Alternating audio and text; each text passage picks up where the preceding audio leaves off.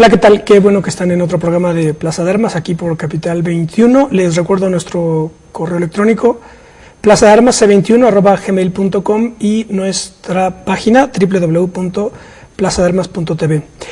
Bueno, el programa de hoy vamos a evocar a una de las, a mi juicio, figuras más fascinantes de la historia del siglo XX, miembro de una generación de gigantes, que es la generación que nace alrededor del 1880 y mueren en la primera mitad del siglo XX, es decir, les tocan todas las guerras mundiales, y él y otros encabezan la revolución bolchevique. Me estoy refiriendo a León Davidovich Bronstein, León Trotsky. Como ya digo, es de estas personas cuyos perfiles biográficos se funden y se confunden con los perfiles de la historia, o de la historia concreta que él encabeza, y en esto estriba su fascinación histórica. Para hablar sobre, bueno, y además el expediente Trotsky tiene, ¿verdad?, la singularidad de que su vida culmina en México.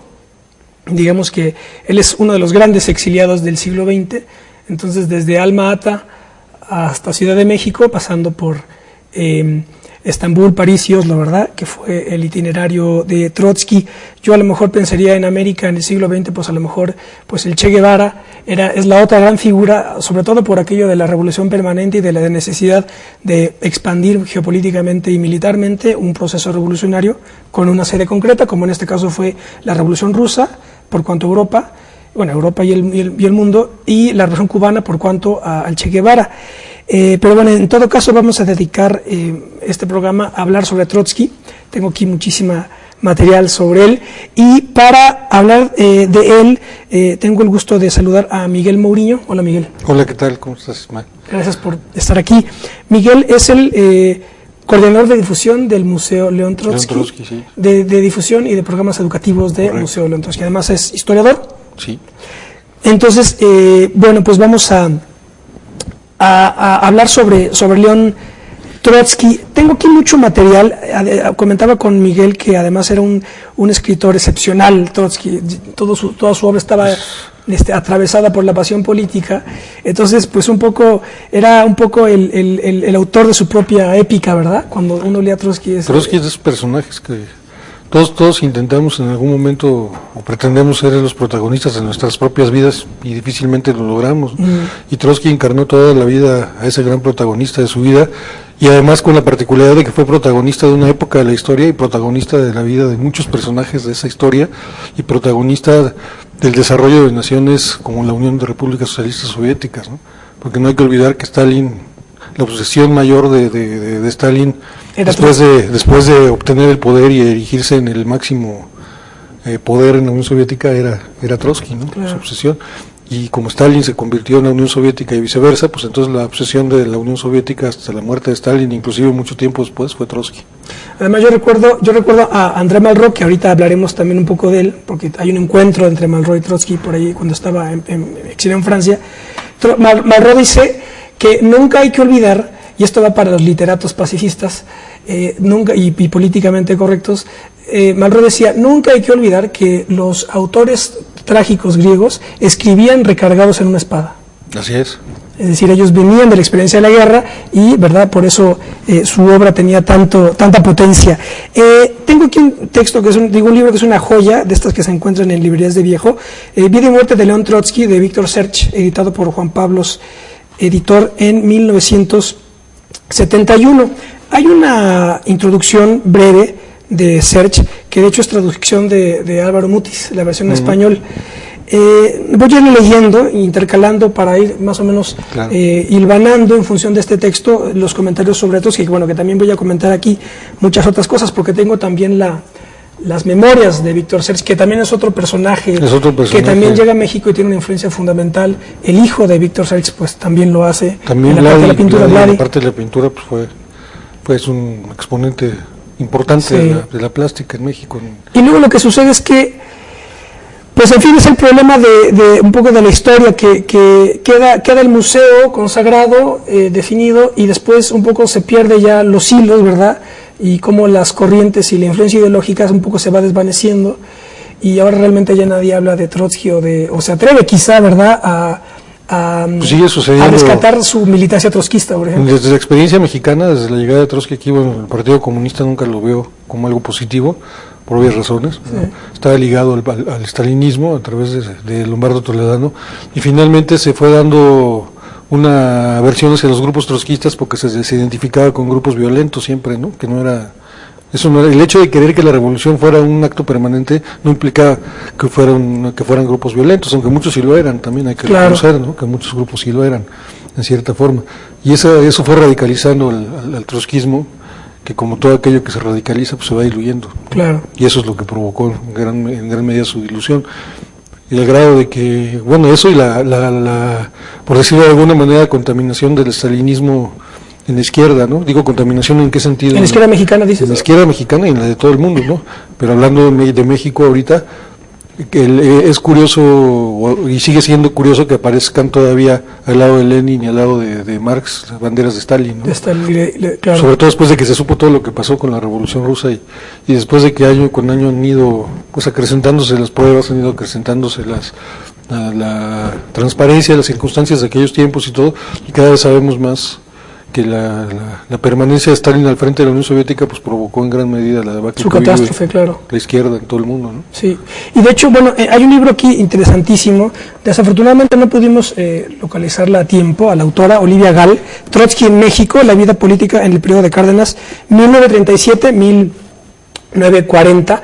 Ella aquí estaba comentando, digamos, cómo en Trotsky, en la presencia de Trotsky en México, se refracta toda la dialéctica interna del periodo cardenista, y cómo, como lo comenta ya Miguel, pues se polarizan las posiciones y, pues, por si fuera poco, toda la persecución que venía detrás de Trotsky, aquí se incrementa por varias cosas, por el enfrentamiento con Lombardo Toledano, con el propio Partido Comunista y con la derecha, digamos, mexicana. Y provoca también, de alguna manera, esa polarización provoca que el Partido Comunista comience a atacar al régimen cardenista, y esa es la razón principal por la que Cárdenas decidió no meterse de lleno en esta retórica, porque el Partido Comunista encabezado por Toledano quería llevar el debate el debate público al terreno de la confrontación con el régimen cardenista, acusándolo de apoyar al trotskismo, ¿no?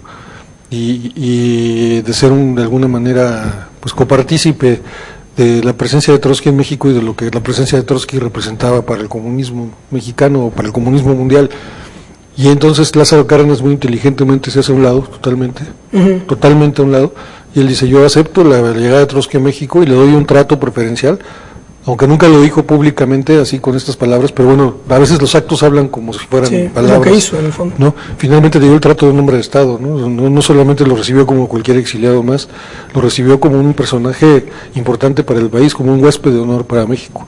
Con ello, el general Cárdenas pretendía políticamente dos cosas: la primera, darle protección del Estado mexicano a Trotsky, más allá de la protección que ya constitucionalmente cualquier persona en México puede tener, siendo mexicano, no solo por el hecho de estar en territorio nacional de manera legal, y así fue como Trotsky llegó aquí, y además reiterar la protección y el amparo que le estaba dando el propio presidente de México al nombrarlo su huésped particular. Lo manda a recoger con el tren presidencial, manda al general Bernal en su representación, entonces le da un trato similar al que se le debería de dar a un jefe de Estado, ¿no? Pero él nunca se hace presente, nunca, porque hacerse presente significaría entrar en una confrontación con la gente de Toledano y el Partido Comunista, y Cárdenas eso era lo que menos quería hacer, ¿no? Claro. Y aquí hay un modo muy interesante en el que se engarzan con las posiciones de la oposición de izquierda trotskista en Hispanoamérica, y que era, digamos, las luchas antiimperialistas, por ejemplo la de Sandino, porque digamos que cuadraba geométricamente con la posición de la revolución permanente contra la idea del socialismo en un solo país, que era la posición de Trotsky. Entonces ahí empieza a darse, digamos, las conexiones orgánicas ideológicas con los movimientos, digamos, nacional antiimperialistas americanos, ¿no? Claro. Y ahí entonces Trotsky encuadra con el debate, por ejemplo, por un lado Sandino, pero también los debates entre Mariátegui y Yaya de la Torre, por ejemplo, ¿verdad? Porque allá de la Torre estaba debatiendo es decir, el surgimiento del APRA era un poco la ruptura con la idea de Mariátegui del internacionalismo comunista, ¿verdad? Allá de la Torre decía, no, bueno, sí, pero las condiciones americanas son distintas, por tanto, la perspectiva no es la de clases, digamos, la directiva de clases, sino la constitución de bloques. El propio Trotsky lo hace ver en algunos aspectos. Siempre estuvo pensando en eso. Él planteaba, antes de Hitler, porque el proyecto de Unión Europea fue un proyecto de Hitler y luego el Plan Marshall, pero Trotsky ya hablaba de los Estados Unidos europeos. Y también hizo lo mismo acá en México. Él hablaba de la necesidad de Estados Unidos latinoamericanos. Sí, en América, ¿no? Pero también en aquel momento, las preocupaciones esenciales de Trotsky eran Alemania, ¿no? El Partido Comunista Alemán, lo que sucedía en España, que era muy importante, ¿verdad? Y lo que sucedía en el resto de Europa, que no era menos importante, ¿no? Pero así es como él veía inicialmente un problema grave en Alemania, en España y en Francia. Pero fíjate que no había tomado mucho en cuenta todavía el proceso en Latinoamérica que se estaba dando a través pero también el proceso que se estaba dando en Latinoamérica, Trotsky lo dice en algunas de las cartas que escribió al final, que cita Jan van Heijenoort en su libro, habla del proceso latinoamericano como un proceso viciado por el comunismo de Moscú y empieza a hablar del famoso oro de Moscú, cuando dice que Stalin está manejando recursos y los está enviando a los diferentes líderes de los diferentes partidos comunistas, sobre todo en América Latina, sí, en donde está prácticamente comprando de alguna manera las voluntades de estos líderes y con ello tratando de desvirtuar el marxismo como tal. Por eso habla Trotsky de dos clases de marxismo, o tres, ¿no? Tres clases de marxismo, y la tercera clase de marxismo de la que habla Trotsky es la que está sucediendo en América Latina, es cómo se está interpretando el marxismo en América Latina. Claro, aquí hay una entrevista a Malraux, en donde pues creo que ya se me fue, pero bueno, ya se me fue una de las cosas que quería comentar, pero aquí hay otra, que es la influencia del trotskismo en la Revolución China. Y entonces aquí le pregunta Jean Vilar, me parece, le dice a Malraux, en ese periodo 1930 en que usted, Malraux, vivió en China, Trotsky tenía importancia tanto desde el punto de vista ideológico como desde el punto de vista del combate. Y entonces responde Malraux, enorme, una importancia enorme, pero hay que prestar mucha atención a las fechas. Cuando vino el drama de Shanghái, que fue de todos modos capital, estaba la Revolución China previa y la posterior, no había maoísmo. En ese momento, como en la condición humana, el conflicto se desarrollaba entre los que podremos llamar reglamentarios, los stalinistas y los trotskistas. Es perfectamente cierto que en el interior del Partido Comunista el conflicto se ubicaba entre trotskistas y antitrotskistas, pero ese conflicto no tuvo consecuencias. Ni los trotskistas ni los stalinistas resultaron vencedores. El vencedor fue Chiang Kai-shek, es decir, otra cosa, el nacionalismo puro, nacionalismo chino. 18 meses más tarde se produce la Comuna de Cantón y empieza a entrar en juego lo que se convertiría en el maoísmo. Así es, claro. Es una vertiente, sí tiene una cierta influencia porque la tiene que tener, pero finalmente cuando se pone el nacionalismo en China, pues cambia toda la situación claro. en China y deja de tener una influencia directa a lo que sucede en la Unión Soviética. Y inclusive cuando llega el maoísmo empieza un enfrentamiento ya abierto entre el maoísmo y la visión stalinista del marxismo, ¿no? Que impone Stalin del marxismo, ¿no? Claro. Aquí ya no estaba tan perdido porque aquí está lo otro que quería está inmediatamente después. Le preguntan a Malraux, ¿tenía Trotsky conciencia de la importancia de sociedades en China? Y entonces dice Malraux, completamente. Y en ese entonces, estamos en el año 34, aún superior a lo real. En ese momento aún se pensaba que el trotskismo iba a conquistar China, pero el trotskismo ya había sido eliminado por la presencia y la prédica de Mao.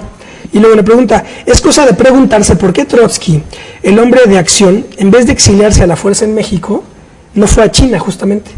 Y entonces dice Malraux, es un problema apasionante que siempre me obsedió. Trotsky pensaba que estaba a la espera, escribiendo. Es curioso lo que pasa con esos grandes hombres de acción, pienso en Napoleón, que de pronto se vuelven locos por escribir.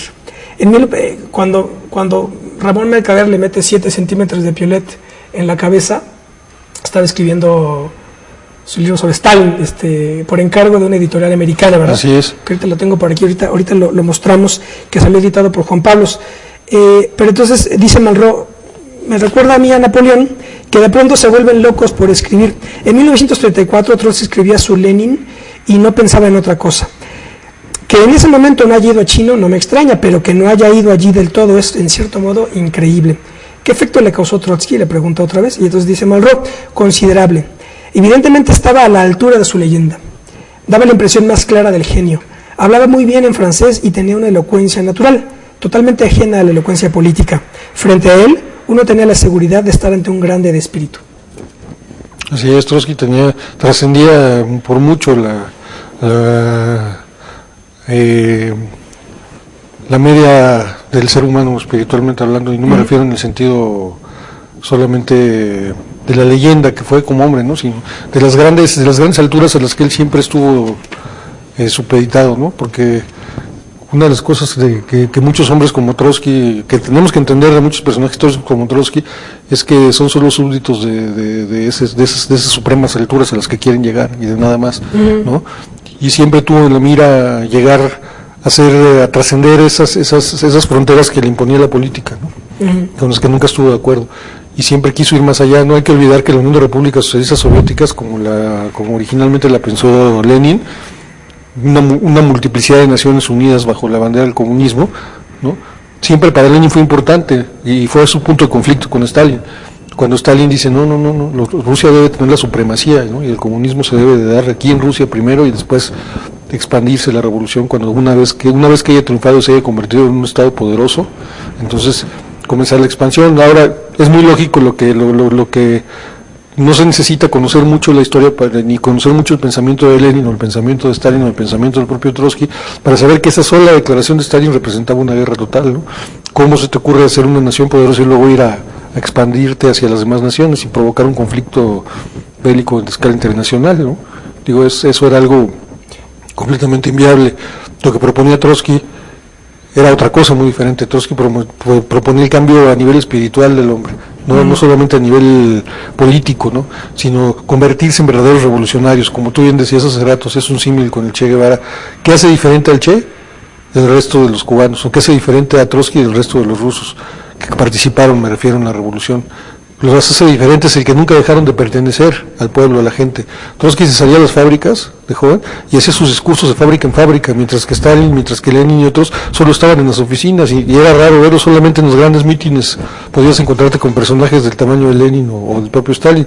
A Trotsky lo encontrabas en cualquier patio de cualquier fábrica, a cualquier hora del día. Y cuando cualquier hora del día, lo mismo podía estar a las 11 o 12 de la noche en un mitin que a las 7, 8, 5 de la mañana, ¿no? Lo mismo sucedía con el Che Guevara. Al Che Guevara no lo encontrabas en su oficina cuando era secretario, lo encontrabas afrando caña. Entonces, esa era la diferencia de ese tipo de personajes, ese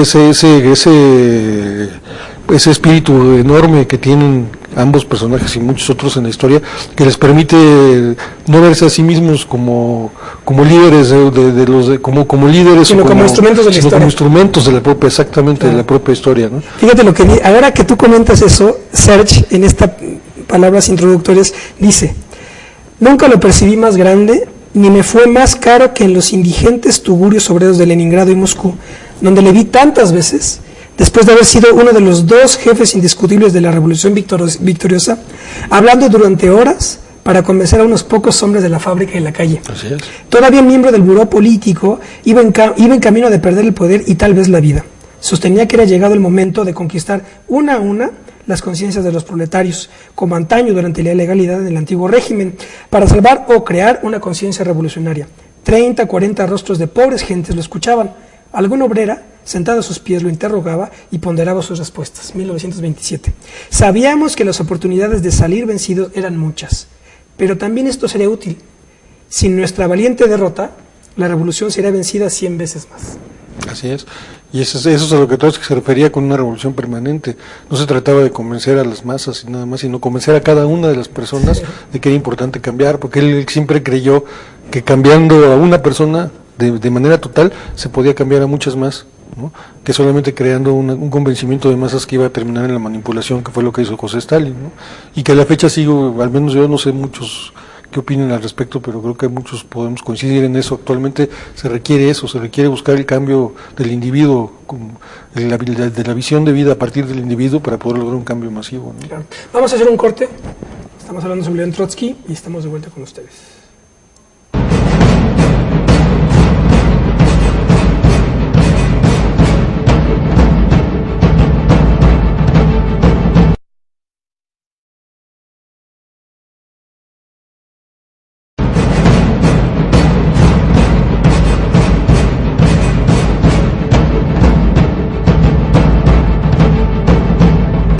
Bueno, ya estamos de vuelta, estoy conversando con Miguel Muriño sobre León Trotsky. Es muchísimo el material que se tiene. Él era un hombre, como también lo dice por ahí Malraux, estos hombres de acción que de repente están obsesionados por escribirte una obra muy prolija, editada aparte, por Juan Pablos aquí en México.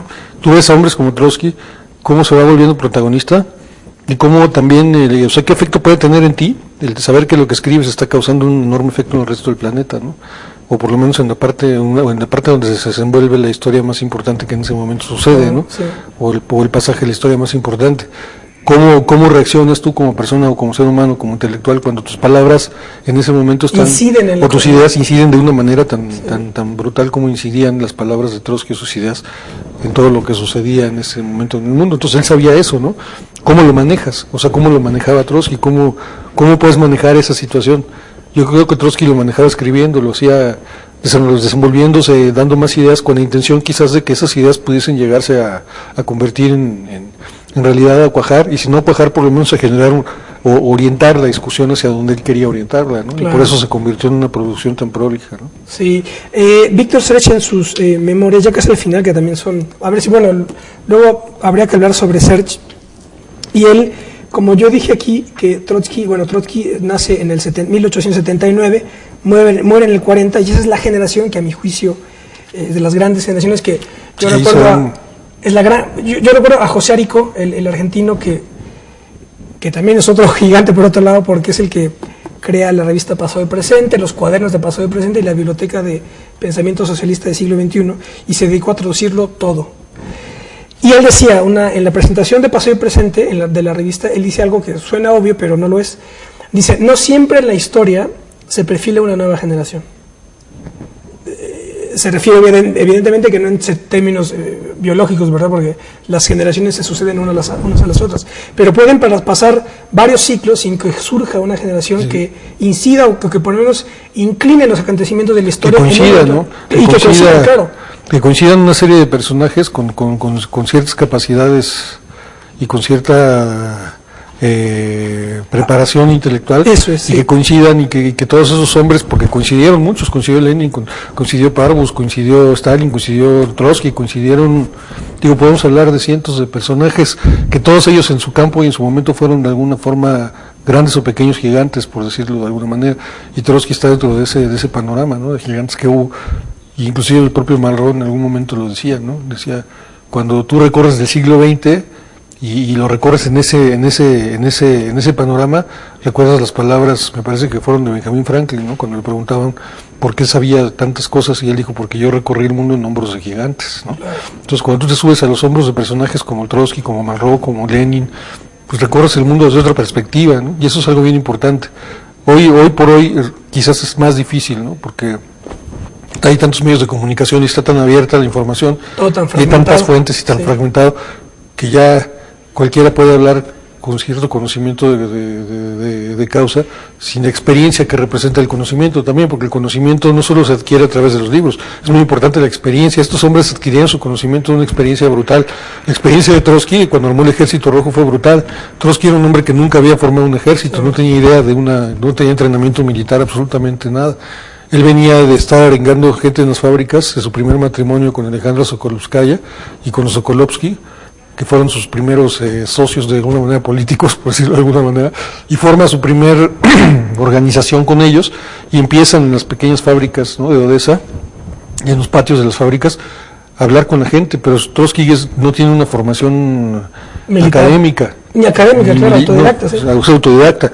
Y después, cuando se reencuentra, porque primero sale de la URSS, todavía no existía la URSS, pero no sale de Rusia, se va a Europa, se encuentra con gente como Parvus, de quien obtiene la teoría de la revolución permanente, los pininos en esa teoría. Trotsky la sigue desarrollando, pero después se encuentra con Lenin. Posteriormente se reencuentra con Lenin ya en la revolución, en la primera revolución, porque en octubre fueron dos revoluciones. La primera llevó a Kerensky al poder, la segunda es para quitar a Kerensky y se impone ya el bolchevismo, ¿no? Porque todavía cuando Kerensky gana, los mencheviques quedan en el primer puesto político. Finalmente viene la segunda parte de esta revolución, los bolcheviques se apropian ya de la revolución, y es cuando nace la Unión Soviética, y es cuando Lenin, al ver las capacidades que ha mostrado Trotsky, le dice, tú tienes que dirigir la formación de un ejército popular que pueda defender la revolución, porque estamos enfrente de 7.000, 8.000, 12.000 kilómetros cuadrados, en unas condiciones que todos sabemos de 40 grados bajo cero, en donde lo único que había para comunicarse eran vías férreas en mal estado, ¿no? Y de hecho él estuvo 2 años en tren. Era la única forma de comunicarte. Los caballos se te mueren a esa temperatura, no puedes ir a caballo, ¿no? Entonces, ni en vehículos por tierra, porque no soportan. El tren es lo único que soporta esas temperaturas y lo único que te puede transportar a diferentes partes. Y Trotsky se sube a un tren blindado durante 2 años, arma un ejército de la nada, ¿no? Con una disciplina militar que él pues prácticamente no conoce porque nunca está formado parte. La disciplina del militante no es la misma que la del militar, ¿no? Claro. No hay que confundirnos, la disciplina siempre es importante, pero no es la misma disciplina la que se le impone a un ejército que la que se impone uno como militante de un partido político, de una organización política, ¿no? Aunque es parecida.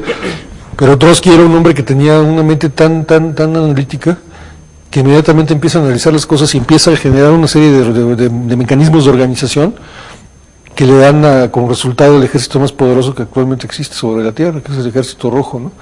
Que es un ejército que nace de una guardia civil, ¿no? De no más de, ¿qué te gusta? 1.000 hombres, eran 5.000 hombres, y termina convertido en un ejército, pues, ¿qué te puedo decir? Invasivo, ¿no? Un ejército perfectamente organizado, un ejército que resistió en 5 o 6 frentes diferentes un intento de reinvasión por parte de los rusos blancos, ¿no? De derrocar a la revolución, y finalmente le da la fuerza necesaria a la Unión Soviética para convertirse en lo que fue después, ¿no? Y toda esa organización que Trotsky realiza ahí, pues no es menor, ¿no? Porque de eso depende todo lo que sigue después, de la organización de ese ejército. Después es movido por el propio Lenin a otros ministerios, en donde ya no tiene el mismo éxito, ¿no? Porque ya empieza a entrar en una cuestión ya de debate de muchos temas económicos, todo. Vamos a lo mismo, Trotsky era un gran intelectual, pero no tenía preparación académica. Era imposible que tuviera la posibilidad de saber todo lo que pasaba y de tener una idea clara de todo lo que pasaba. Entonces se enfrenta con una serie de cuestiones que lo van dispersando del punto central para él, que es la revolución permanente. Lo van alejando de eso. Cuando se da cuenta que lo están alejando de su teoría de la revolución permanente, de lo que él empieza a dejar todo eso a un lado. Porque para Trotsky es inclusive más importante la revolución permanente que el ser el líder de la revolución soviética. Y cuando él le dice, es que quiero que tú seas el líder de la revolución, cuando yo muera, él ya estaba apopléjico, ya había padecido 2 ataques de apoplejía, lo voy a poner por escrito, le dice a Trotsky, para que Stalin no sea una piedra en el zapato, porque sabemos que es un personaje que nos va a causar problemas en algún momento. Trotsky dice, no, yo no quiero estar al frente porque no me corresponde a mí. Mi labor no es dirigir la revolución, sino ser artífice de la revolución permanente, artífice ideológico de la revolución permanente. Es que parece que tú estás leyendo lo de, porque cada cosa que vas mencionando se conecta con algo que dice Serge. Aquí Serge dice, bueno, había otra que ahora leeré, pero ahorita que comentas esto, fíjate lo que dice Serge. No creyente, pero seguro del valor de la vida, de la grandeza de los hombres, del deber de servir, más incapaz aún de dudar que de creer según las viejas creencias, que son remedios harto pobres para la duda. La certeza de poseer la verdad lo volvió hacia el fin de su vida intratable, haciendo vacilar su espíritu científico, autoritario, porque en nuestra época de bárbaras luchas, el pensamiento que se convierte en acto se vuelve autoritario. En 1924 y 25, toda la fuerza estaba en sus manos y rehusó tomar el poder, considerando que un régimen socialista no podría, so pena de entrar en un impas, actuar por medio de pronunciamientos. Y sin duda, más en el fondo, pensó también que si la historia impone ciertas tareas turbias, más vale dejar que otros, nacidos para ellas, las realicen, reservando para sí la defensa de un más lejano porvenir. Así es. Que es la revolución permanente. Que es la revolución permanente, y esa es la idea que Trotsky tenía, ahí no lo movía nadie, ¿no? Claro, que es el Che Guevara, ¿eh? Sí. El Che Guevara en el Congo, en Praga, El Che Guevara nunca, en Bolivia, en Argentina. Hasta donde yo sé, nunca supo nada, ni nada de León Trotsky, ¿no? Porque, vamos a ponerlo en este plano, mucha gente dice es que parece una copia de lo que Trotsky, parece el alumno perfecto de León Trotsky, ¿no? Sin embargo, si tú te pones a ver, en esa época de la historia todavía no existían los libros, era muy difícil encontrar una edición sobre la revolución permanente, era prácticamente imposible. El Che Guevara tampoco tenía una formación política, tampoco tenía una formación académica, bueno, había sido médico, ¿no? Había estudiado medicina, pero no en el sentido de la historia, no en el sentido él se fue formando a sí mismo, igual que lo hizo Trotsky. Pues fíjate, yo creo que no, el contacto seguramente era vía, como eran vía partidos comunistas, seguramente era la vía stalinista la que tenía contacto. El proyecto del Che no era Bolivia, el proyecto del Che era Argentina. Era el centro donde, digamos, el otro polo que quería, digamos, hacer estallar el argentino, pero por cuestiones, digamos, geográficas, decide primero irse a Bolivia, pero los agentes, digamos, los enlaces en Argentina de la guerrilla que estaba organizando Che Guevara eran precisamente José Aricó y Masetti. Y Aricó eran más, bueno, ellos venían formados por Héctor P. Agosti, que eran más gramscianos. Entonces a lo mejor... Por ahí Aricó decía que la mayor similitud entre Trotsky y el Che Guevara era que eran dos hombres tan altos de espíritu que ahí fue donde se encontraron, ¿no? Claro. Y eso es una definición que a mí me gusta mucho, porque sí se llega a dar y se da en todos los momentos de la historia, en diferentes etapas históricas completamente ajenas en cuanto a tiempo, una distancia de tiempo enorme, porque no existen etapas en el tiempo, en la historia ajenas, todas están influenciadas unas por otras, ¿no? Inclusive existe, aunque muchos historiadores no lo quieren aceptar, existe una influencia retroactiva de la historia, claro, ¿no? Que eso en otra ocasión lo podemos platicar, porque es todo un tema. Pero bueno, hablando de esto, o sea, cuando tú empiezas a sembrar la historia, empiezas a cosechar una serie de leyendas después, ¿por qué digo leyendas? Trotsky era una leyenda, se ha convertido en una leyenda, porque mucho de lo que Trotsky hizo, todo, no se puede ya comprobar. Cuando no se puede comprobar porque no existe el suficiente material para comprobar una historia, entonces se vuelve una leyenda, ¿no?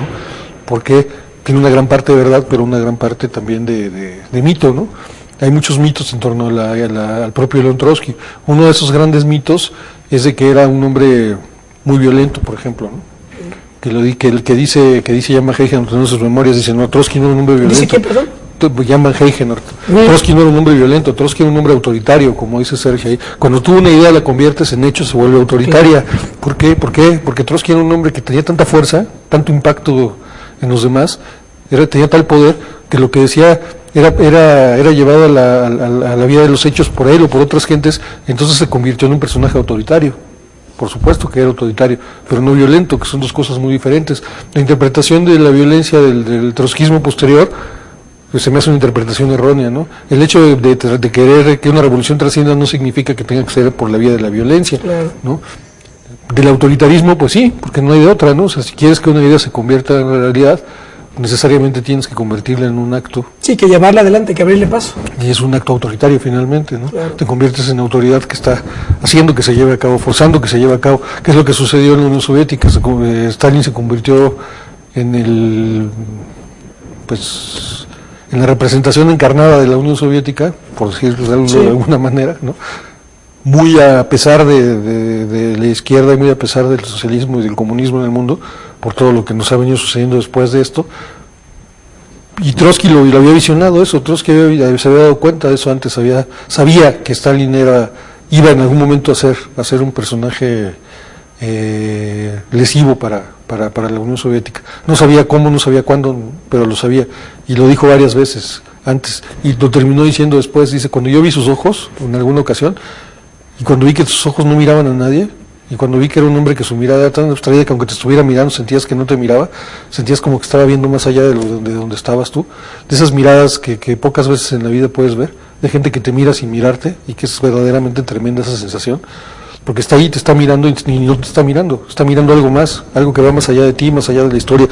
Stalin se estaba visionando a sí mismo, era un gran visionario, y él sabía lo que quería, lo tenía tan claro que lo podía ver, y lo estaba viendo todo el tiempo. Se estaba viendo a ti, pero él se estaba viendo allá, haciendo lo que tenía que hacer, según él tenía que hacer, y ese poder enorme de visionario que tenía lo llevó a ser el que encarnó finalmente al Estado soviético, ¿no? Y Trotsky era de alguna forma similar, nada más que la diferencia entre Stalin y Trotsky es que Trotsky no tenía una ambición personal. Exactamente. ¿No? Ese es el punto. Trotsky no tenía una ambición personal. La ambición de Trotsky era llevar la revolución a todas partes. La ambición de Stalin era hacer la propia revolución. Bueno, pues escucha esto. Dice Serge, el sentimiento que él inspirara a lo largo de su vida entre todos aquellos que se le acercaron verdaderamente fue, por cierto, el de un hombre en el cual el pensamiento, la acción, la vida personal formaban un bloque compacto y que seguiría su camino hasta el final. sin desfallecer un instante. El de un hombre con el cual, en cualquier circunstancia, podía contarse sin reservas. Jamás variaría en lo esencial, nunca desfallecería en la derrota, no retrocedería ante la responsabilidad ni frente al peligro, y jamás se le vio perder la cabeza en medio de la tormenta. Hecho para dominar las circunstancias, seguro de sí mismo, con un orgullo interior tan grande que lo hacía sencillo y sinceramente modesto. El orgullo de ser un instrumento lúcido de la historia. En la prisión, en el exilio, emigrado, viviendo en un cuartucho de hotel, en el campo de batalla, en el cenit del poder, ser apenas, con total desinterés, aquel que hace lo que debe hacerse para bien de los hombres en marcha. Eso me recuerda mucho las palabras del papá, del padre de León Trotsky, cuando en alguna ocasión lo mandaron llamar de la escuela y le dijeron que su hijo tenía muchos problemas con su personalidad y que era muy arrogante. Y lo que le contestó otro, cuando le dijo el papá, tienes que ser modesto, le dijo otros, le digo, pero modesto, ¿por qué? Si yo soy mucho más inteligente que todos ellos, todo lo que ellos saben yo ya lo sé, ¿no? Y eso describe mucho lo que dice ahí, lo mismo decía Jan Heigen en sus memorias. Trotsky era un hombre que podía estarte dictando una carta, al mismo tiempo estar escribiendo un texto, y al mismo tiempo estar revisando 3 o 4 periódicos, o estar leyendo 3 o 4 periódicos y sosteniendo una conversación con 5 gentes y dictándome 2 o 3 cartas de diferentes temas sin perder el hilo de todo lo que estaba haciendo, porque tenía una inteligencia mayor a la de la mayoría del promedio de la gente. Era un hombre con un desarrollo intelectual tremendo, pero sobre todo él estaba consciente de eso, muy consciente de su poder, de lo que sabía, de sus cualidades, de sus efectos también.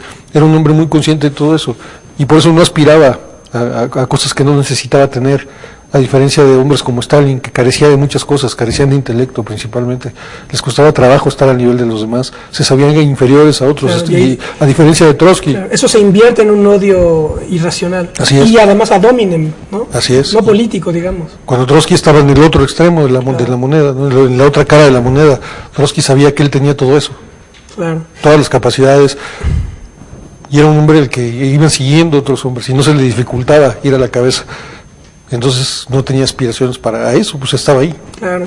Dice Sarich, como Lenin y algunos hombres a quienes los azares de la lucha hicieron menos ilustres o dejaron en la penumbra, él poseía ese carácter común a muchas generaciones en un grado muy alto de perfección individual. Estas generaciones lo contaron entre los suyos, lo formaron y luego vivieron en él y en la suya propia, nacida de las mismas circunstancias históricas. En el conjunto, él se identificaba con ella, si bien cada uno a su alrededor o detrás suyo era en cierto modo inferior. Acuden a mí al escribir estas líneas tantos rostros que salta a mis ojos esta certeza como una verdad deslumbrante. Fue preciso destruir a toda esta generación para rebajar el nivel de nuestra época. Así es. Eso es precisamente lo que Stalin quería. Stalin no podía ponerse a la altura de ellos. Stalin no tenía esa capacidad y lo que hizo fue destruirlos. Fue destruir, aparte no solamente Stalin, porque también este efecto del que habla Serge ahí se da a nivel mundial, no solamente en la Unión Soviética. Trotsky no es su único enemigo y la única persona que lo quería ver disminuido no era Stalin, también era la otra parte de la moneda, Hitler, los norteamericanos, ¿no? El resto de los países europeos, la derecha que se estaba expresando de una manera, pues en toda Europa también, y que no quería la revolución permanente tampoco, y que no tenían líderes ni tenían intelectuales de ese nivel, ¿no? Que pudieran competir. El propio George Novak lo dice en algún momento, ¿no? Dice Trotsky, pues, cuando fueron las pláticas de paz, que llegó Trotsky representando a Rusia con los alemanes, las Brest-Litovsk. En Brest-Litovsk, exactamente, llegó Trotsky a estas pláticas y a 5 o 6 cancilleres alemanes los puso verdaderamente como lazo. Como Boy Scouts. Sí, hizo lo que quiso con la negociación, ¿no? Pasó por encima de todo el mundo, ¿no? La negociación con una serie de argumentos irrebatibles desde cualquier punto de vista, al grado de que los alemanes decidieron ya no debatir con él, porque si seguían debatiendo con él, seguían perdiendo peor cada debate, ¿no? Sí. Lo mismo sucede cuando empieza el debate entre Stalin y Trotsky por las acusaciones de Moscú. Trotsky sube a tal nivel el debate que Stalin decide retirarse del debate y decide llevarlo por la vía judicial, por donde sabía que no podía haber debate, por donde sabía que no tenía que escucharlo, que no tenía que darle ningún tipo de privilegio de defensa ni de nada, ¿no? Y entonces eso es lo que hace que a Trotsky no le den asilo en todos los países a donde lo pide. No es el hecho de que represente una amenaza para la revolución soviética, ni la amenaza que Trotsky representaba era el nivel intelectual que tenía y los argumentos que en sus manos eran verdaderamente mortales. Por eso, imposible mejorar el título de la trilogía de Deutscher sobre Trotsky, recordando a Maquiavelo: profeta armado, profeta desarmado y profeta desterrado. Profeta desterrado. Imposible mejorar eso. Vamos a hacer un corte y estamos de vuelta con ustedes.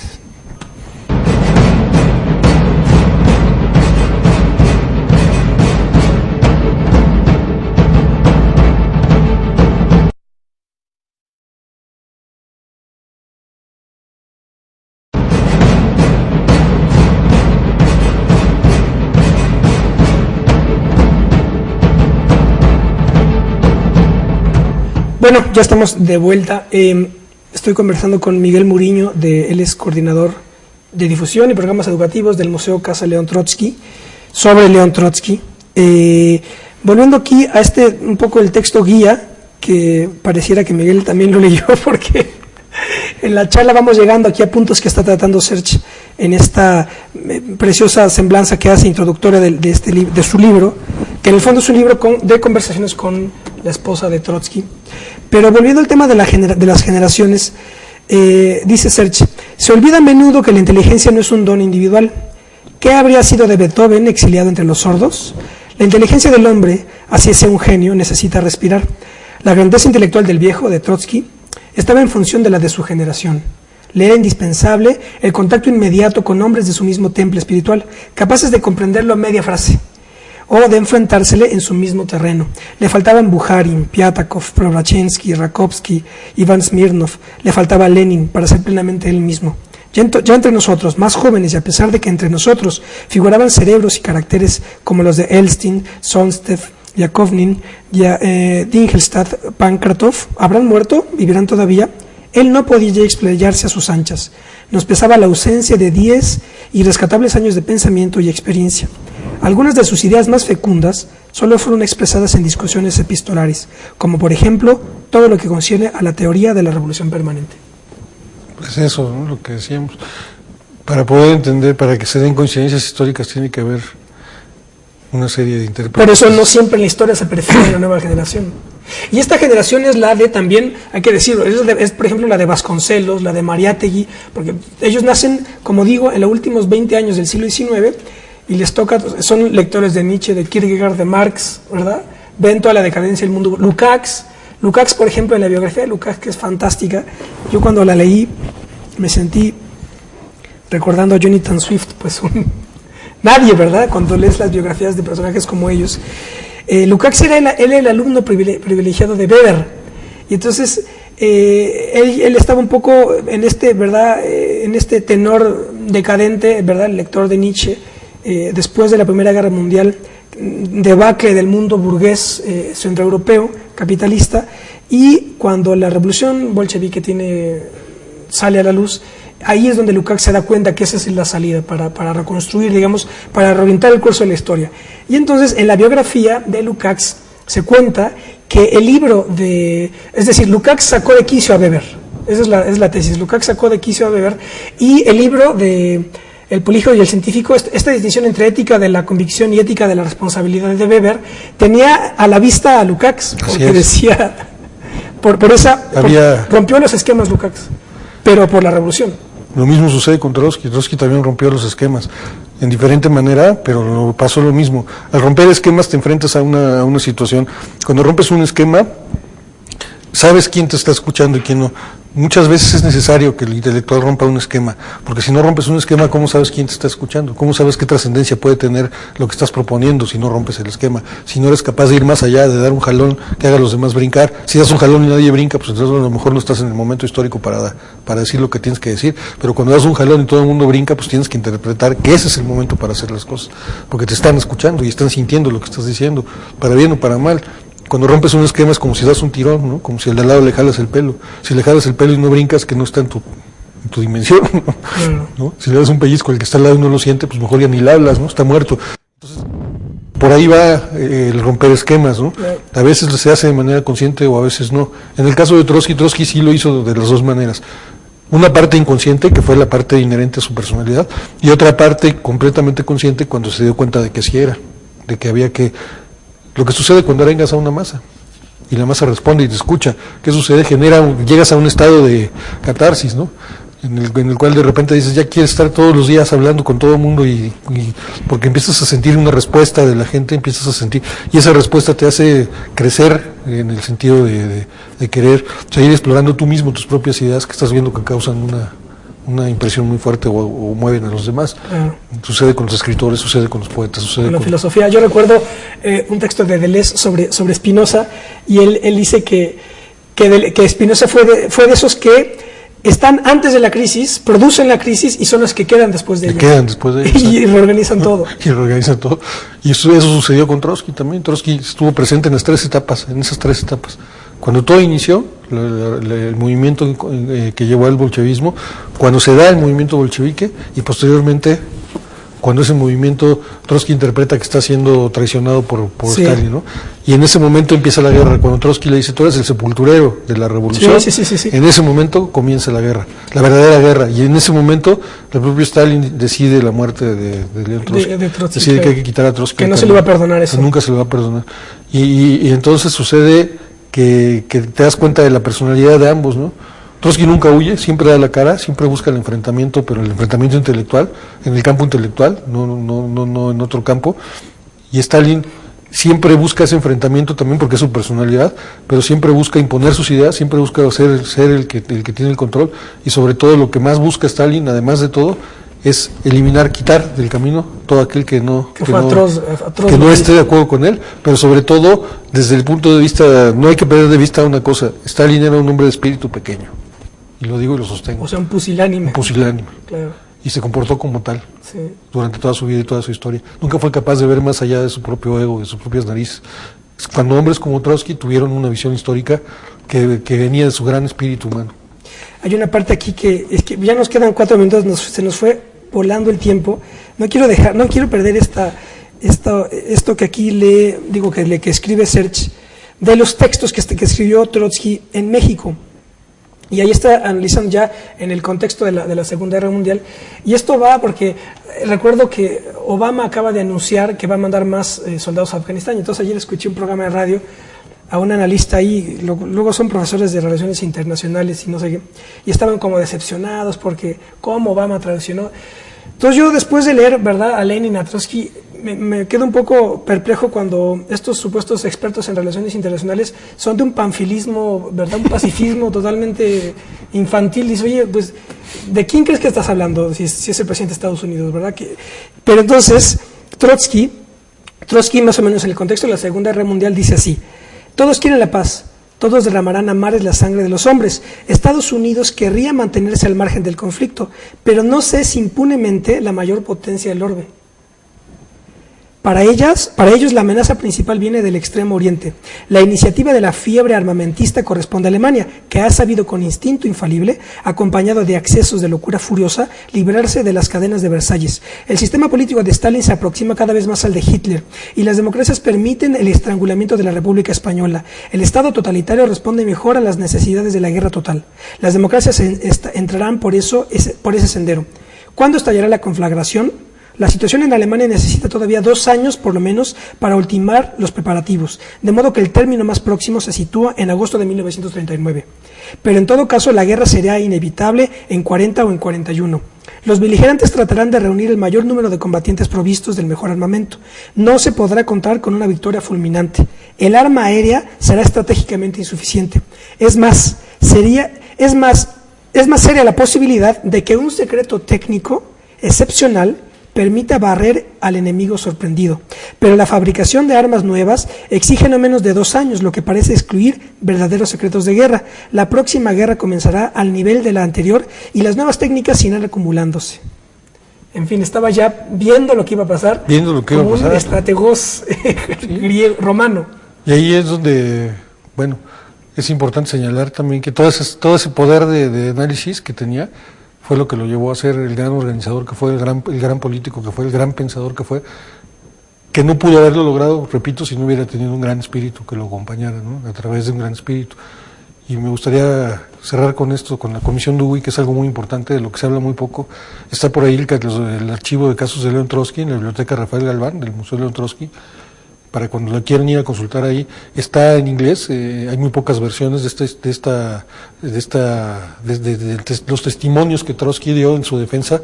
No hay que olvidar que cuando Trotsky sale de exiliado, en todo ese recorrido entre el Mata de la Ciudad de México, él llega a estar en Francia, exiliado, pide el asilo político en Francia de manera permanente, no se lo da el gobierno francés, que es un gobierno de derecha, no lo expulsan tampoco de una manera, pero sí le piden amablemente que deje Francia, ¿no? Entonces él tiene que irse a Noruega, porque en Noruega tiene un gobierno socialista, es el Partido Socialista de Obreros en Noruega, y le dan el asilo, pero se lo dan en unas condiciones prácticamente de prisionero político, ¿no?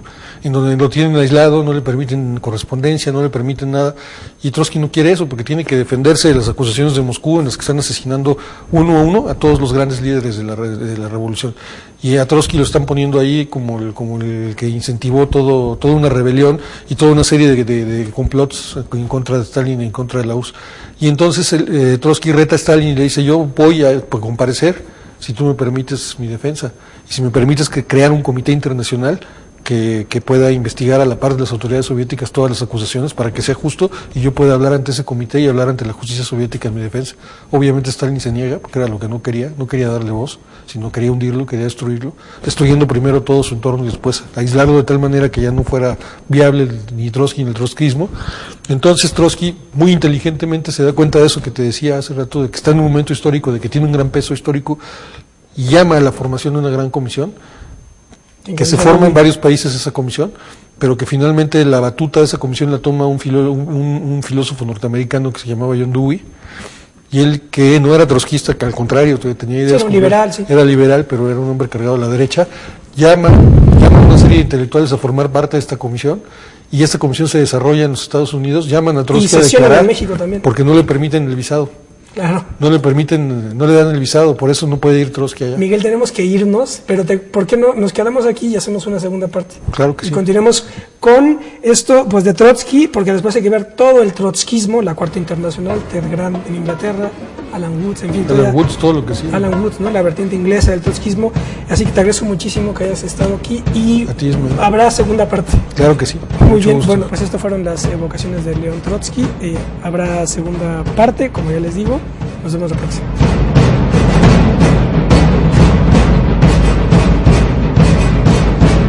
Después fue Trotsky. Además yo recuerdo a André Malraux, que ahorita hablaremos también un poco de él, porque hay un encuentro entre Malraux y Trotsky por ahí cuando estaba exiliado en Francia. Malraux dice que nunca hay que olvidar, y esto va para los literatos pacifistas nunca y políticamente correctos, Malraux decía: nunca hay que olvidar que los autores trágicos griegos escribían recargados en una espada. Así es. Es decir, ellos venían de la experiencia de la guerra y, ¿verdad?, por eso su obra tenía tanta potencia. Tengo aquí un texto, un libro que es una joya, de estas que se encuentran en librerías de viejo, Vida y muerte de León Trotsky, de Víctor Serge, editado por Juan Pablos, editor, en 1971. Hay una introducción breve de Serge, que de hecho es traducción de Álvaro Mutis, la versión en español. Voy a ir leyendo, intercalando para ir más o menos hilvanando en función de este texto los comentarios sobre Trotsky, que también voy a comentar aquí muchas otras cosas, porque tengo también las memorias de Víctor Serge, que también es otro personaje que también llega a México y tiene una influencia fundamental. El hijo de Víctor Serge pues también lo hace. También en la parte de la pintura. La parte de la pintura pues fue un exponente importante de la plástica en México. Y luego lo que sucede es que, pues en fin, es el problema de un poco de la historia, que queda el museo consagrado, definido, y después un poco se pierde ya los hilos, ¿verdad? Y cómo las corrientes y la influencia ideológica un poco se va desvaneciendo, y ahora realmente ya nadie habla de Trotsky o se atreve quizá, ¿verdad?, a rescatar su militancia trotskista, por ejemplo. Desde la experiencia mexicana, desde la llegada de Trotsky aquí, el Partido Comunista nunca lo veo como algo positivo, por obvias razones. Sí. Estaba ligado al stalinismo a través de Lombardo Toledano, y finalmente se fue dando una versión hacia los grupos trotskistas porque se identificaba con grupos violentos siempre, ¿no? Que no era... Eso no era, el hecho de querer que la revolución fuera un acto permanente no implicaba que fueran grupos violentos, aunque muchos sí lo eran, también hay que reconocer, ¿no?, que muchos grupos sí lo eran, en cierta forma. Y eso fue radicalizando al trotskismo, que como todo aquello que se radicaliza, pues se va diluyendo. Claro. Y eso es lo que provocó en gran medida su dilución. Y al grado de que, bueno, eso y por decirlo de alguna manera, contaminación del estalinismo en la izquierda, ¿no? Digo, contaminación en qué sentido. En la izquierda mexicana, dices. En la izquierda mexicana y en la de todo el mundo, ¿no?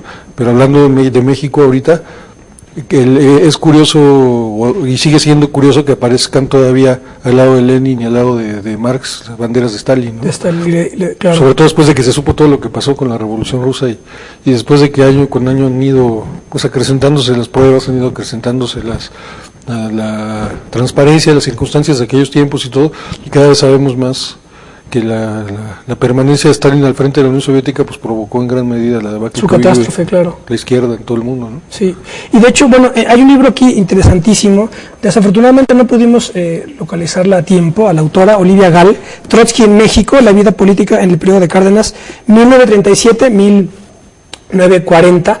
Ella aquí estaba comentando, digamos, cómo en Trotsky, en la presencia de Trotsky en México, se refracta toda la dialéctica interna del periodo cardenista y cómo, como lo comenta ya Miguel, pues se polarizan las posiciones y, pues, por si fuera...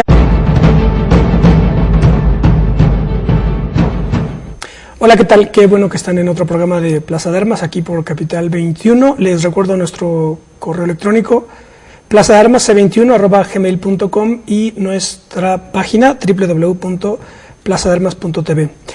Bueno, el programa de hoy vamos a evocar a una de las, a mi juicio, figuras más fascinantes de la historia del siglo XX, miembro de una generación de gigantes, que es la generación que nace alrededor del 1880 y mueren en la primera mitad del siglo XX, es decir, les tocan todas las guerras mundiales y él y otros encabezan la revolución bolchevique. Me estoy refiriendo a León Davidovich Bronstein, León Trotsky. Como ya digo, es de estas personas cuyos perfiles biográficos se funden y se confunden con los perfiles de la historia o de la historia concreta que él encabeza, y en esto estriba su fascinación histórica. Para hablar sobre, bueno, y además el expediente Trotsky tiene, ¿verdad?, la singularidad de que su vida culmina en México. Digamos que él es uno de los grandes exiliados del siglo XX. Entonces, desde Alma Ata hasta Ciudad de México, pasando por Estambul, París y Oslo, ¿verdad?, que fue el itinerario de Trotsky. Yo a lo mejor pensaría en América en el siglo XX, pues a lo mejor pues el Che Guevara es la otra gran figura, sobre todo por aquello de la revolución permanente y de la necesidad. Poco toda la persecución que venía detrás de Trotsky, aquí se incrementa por varias cosas, por el enfrentamiento con Lombardo Toledano, con el propio Partido Comunista y con la derecha, digamos, mexicana. Y provoca también de alguna manera... esa polarización provoca que el Partido Comunista comience a atacar al régimen cardenista, y esa es la razón principal por la que Cárdenas decidió no meterse de lleno en esta retórica, porque el Partido Comunista encabezado por Toledano quería llevar el debate el debate público al terreno de la confrontación con el régimen cardenista, acusándolo de apoyar al trotskismo, ¿no?, y de ser de alguna manera pues copartícipe de la presencia de Trotsky en México y de lo que la presencia de Trotsky representaba para el comunismo mexicano o para el comunismo mundial. Y entonces Lázaro Cárdenas muy inteligentemente se hace a un lado, totalmente a un lado, y él dice: yo acepto la llegada de Trotsky a México y le doy un trato preferencial, aunque nunca lo dijo públicamente así con estas palabras, pero bueno, a veces los actos hablan como si fueran palabras. Lo que hizo en el fondo. ¿No? Finalmente le dio el trato de un hombre de Estado, no solamente lo recibió como cualquier exiliado más, lo recibió como un personaje importante para el país, como un huésped de honor para México. Con ello, el general Cárdenas pretendía políticamente dos cosas: la primera, darle protección del Estado mexicano a Trotsky, más allá de la protección que ya constitucionalmente cualquier persona en México puede tener, siendo mexicano, no solo por el hecho de estar en territorio nacional de manera legal, y así fue como Trotsky llegó aquí, y además reiterar la protección y el amparo que le estaba dando el propio presidente de México al nombrarlo su huésped particular. Lo manda a recoger con el tren presidencial, manda al general Bernal en su representación. Entonces le da un trato similar al que se le debería de dar. De expandir geopolíticamente y militarmente un proceso revolucionario con una sede concreta, como en este caso fue la Revolución Rusa, por cuanto a Europa, bueno, Europa y el mundo, y la Revolución Cubana por cuanto al Che Guevara. Pero bueno, en todo caso vamos a dedicar este programa a hablar sobre Trotsky. Tengo aquí muchísima material sobre él, y para hablar de él tengo el gusto de saludar a Miguel Mouriño. Hola, Miguel. Hola, ¿qué tal? ¿Cómo estás, Ismael? Gracias por estar aquí. Miguel es el coordinador de difusión del Museo León Trotsky, sí. de difusión y de programas educativos del Museo León Trotsky. Además es historiador. Sí. Entonces, bueno, pues vamos a hablar sobre León Trotsky. Tengo aquí mucho material. Comentaba con Miguel que además era un escritor excepcional. Trotsky, toda su obra estaba atravesada por la pasión política. Entonces, pues era un poco el autor de su propia épica, ¿verdad? Cuando uno lee a Trotsky. Trotsky es de esos personajes que todos intentamos en algún momento o pretendemos ser los protagonistas de nuestras propias vidas y difícilmente lo logramos. Y Trotsky encarnó toda la vida a ese gran protagonista de su vida, y además con la particularidad de que fue protagonista de una época de la historia y protagonista de la vida de muchos personajes de esa historia y protagonista del desarrollo de naciones como la Unión de Repúblicas Socialistas Soviéticas, ¿no? Porque no hay que olvidar que Stalin, la obsesión mayor de Stalin después de obtener el poder y erigirse en el máximo poder en la Unión Soviética era Trotsky, ¿no? Claro. Su obsesión. Y como Stalin se convirtió en la Unión Soviética y viceversa, pues entonces la obsesión de la Unión Soviética hasta la muerte de Stalin, inclusive mucho tiempo